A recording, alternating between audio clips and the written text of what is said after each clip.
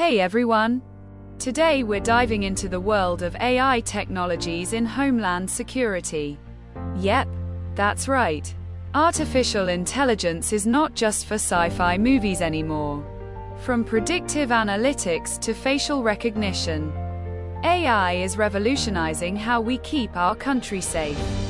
Imagine drones equipped with AI scanning vast areas for potential threats or AI algorithms monitoring social media for suspicious activity. It's like something straight out of a spy movie, but it's happening in real life. So, next time you hear about AI in Homeland security, remember, it's not just futuristic. It's now. Stay tuned for more fascinating insights on all things tech. Let's geek out together.